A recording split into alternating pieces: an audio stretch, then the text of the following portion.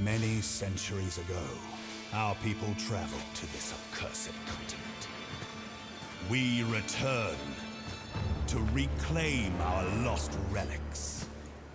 But Rayclast grips its secrets tightly. We must rent. Oh yeah, it's that time of the year again. A new Path of Exile League just got announced, and oh boy, this one is gonna be spicy. The name is Path of Exile Expedition, or should I say, Nerf Edition? Yeah, people are not gonna be happy about this one. I, for one, welcome the nerfs. Oh yeah, please trickle in, motherfuckers. I'm gonna be honest, I need this game to slow down. It's way too fast. You just clear maps in one click, jumping around all the time. A lot of the content is trivial. Some bosses are not trivial, but most of the content is trivial, and if that's the case, I think the game should slow down. The footage that we got from Path of Exile 2, these last announcements, has been way slower than what we are currently, used to, and I love that. So hopefully the game is gonna slow down a little bit. The nerfs are not supposed to be that strong anyways. People are gonna complain, but I'm fine with them. So let's get down to what was announced. I just wanted to get that right out of the way. So in this league we are joining the Kalguuran expedition to help them excavate their ancestor settlements throughout Rayclast. TLDR, we're going full grave robbery mode. The new league mechanic consists of excavating the settlements with a chain of explosives. These sites are already marked with signs which tell us what kind of rewards the area may contain, similar to something like the Legion league mechanic. Across a settlement, we can place a number of explosives to excavate the area, kill the undead that rise, and claim the rewards. There is of course a tactical side to the excavation. We may choose to unearth special monsters that give more rewards while making the encounter more difficult, or maybe just go straight for the chests. We may also find remnants of ancient structures. If we choose to explode these remnants, they will apply a set of modifiers to chests and monsters from that explosion onwards. Remnants greatly increase drops, but may have some really strong modifiers, like granting monsters physical damage immunity. Yeah, that one is rough. I'll probably stay away from those ones. As with every new league, we are getting some new currency items. When clearing expedition sites, we will find 4 new types of artifacts, one for each of the Kalguuran NPCs. And hear me out, because I think this is the best part of the league. So we're getting 4 new NPC vendors, each offering a unique trading mechanic. Tuyen blatantly tries to scam us with unreasonably overpriced items, but he's open to bartering. How nice of this guy. Tuyen is, and I quote, happy to haggle for a better price. If the offer is too low, he can either counter offer or be a fucking baby about it and withdraw the item completely. Rogue is a cool one. When you buy one of his items, he will offer to upgrade the item through crafts that incrementally increase the item's price until you're happy with the outcome. So you're not just buying the item straight away, you kinda craft the item before buying it, which I really like. Gwennen basically offers Diablo 2 gambling. She will show you a number of item bases you can gamble on, and when buying it, the item will be randomized.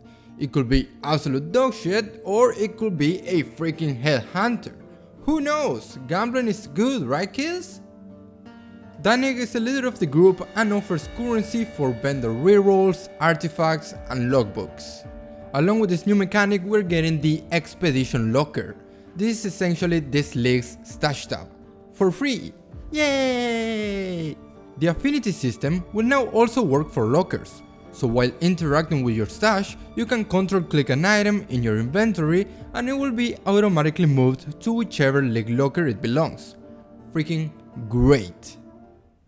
Alright, logbooks, also found in expeditions. These work like maps, or blinded maps to be a little more precise. They can be re-rolled before giving it to Danig, who will let us open portals to one of the expedition sites described by the logbook. Logbook expeditions are not only significantly larger than normal expeditions, but also contain special interactables we can explode, like hidden passages with special bosses or extra chests. Of course, there are a few new bosses along with a new group of items. These new item bases don't provide the traditional defensive stats. Instead, a new mechanic is being introduced: Ward. I'm gonna let Chris do the talking here because he explains it way better than I ever could. The way that ward works is that you have a certain amount of it, and that amount is fully deducted from the first incoming hit that you receive. Your ward is then disabled and takes 5 seconds to re-enable. At that point, the next hit you receive is substantially mitigated in the same way. It's quite a different style of defensive property and works very well in conjunction with systems like evasion, block, or dodge. Thank you, Chris. Now let's check out the new skills.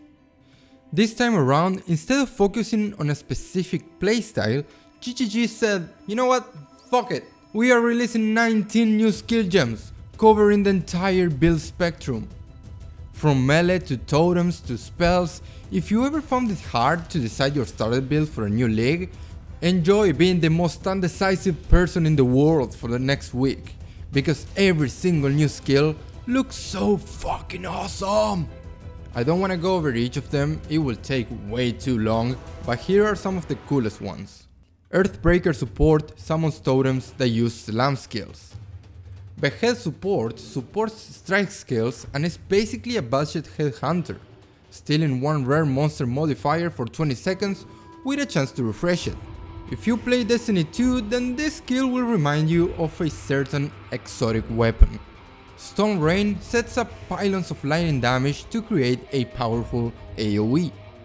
Summon Reaper summons the coolest looking minion ever, that does physical damage, inflicts bleeding, and consumes other minions to buff itself. Watch out, animated guardians! Mana Bond deals lightning damage in an area based on your missing mana. The more mana you have, the greater the area of effect, but the lower the damage.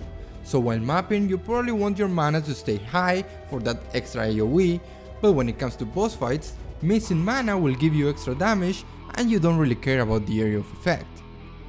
Explosive Concoction is by far the most interesting new skill. It fires an explosive projectile, basically a cocktail molotov, while requiring an arm. Yeah, that's right, no weapons allowed.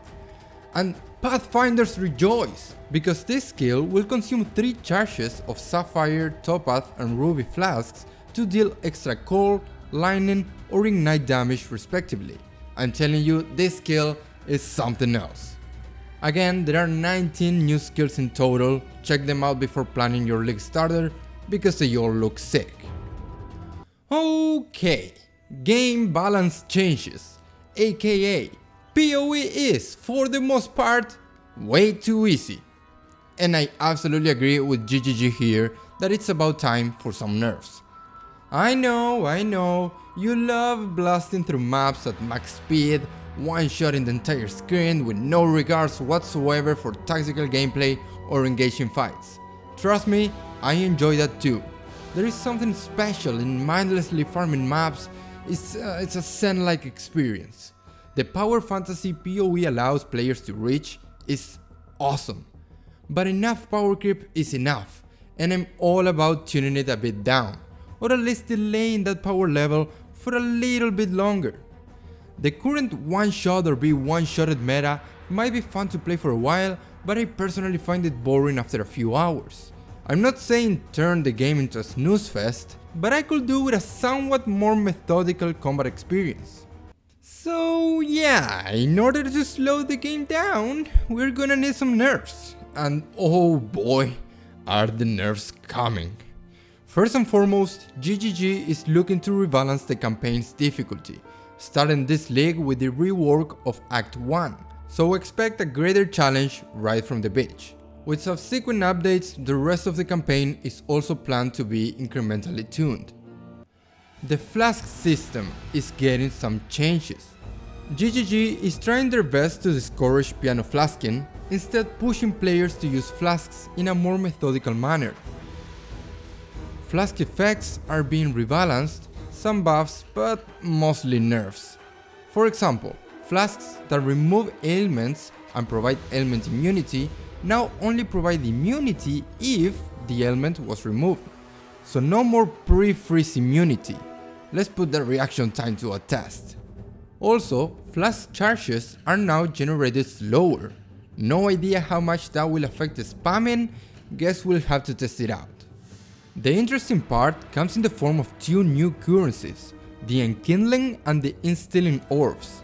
Enkindling Orbs improve a flask but prevents it from gaining charges during its effect, while Instilling Orbs enchant a flask so it's triggered automatically under certain conditions. For example, when the flask is completely charged, or when your character is inflicted with a certain ailment.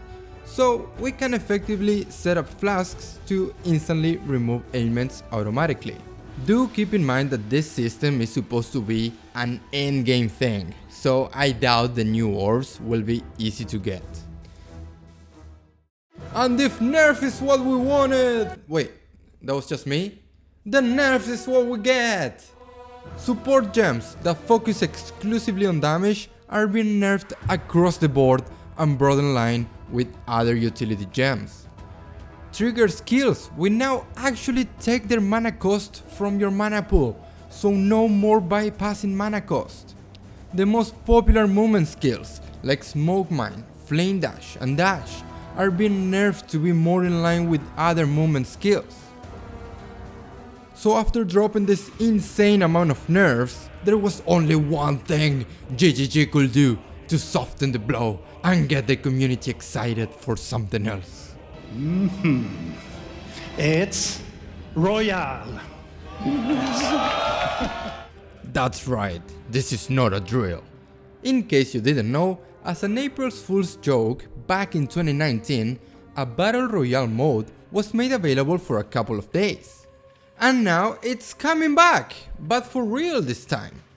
They actually put in the work and developed a few systems specifically for this mode, including a completely different, simplified skill tree, still larger than Diablo 4 tree by the way, different versions of skill gems, improved spectator mode, leaderboards and character looting screen, and as a reward for winning games, there is a new raw dinner hideout decoration.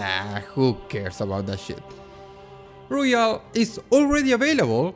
I haven't tried it yet because I'm making this stupid ass video, but from what I've seen, it looks fun as fuck, as well as a little clunky, but hey, it is what it is, I can't complain.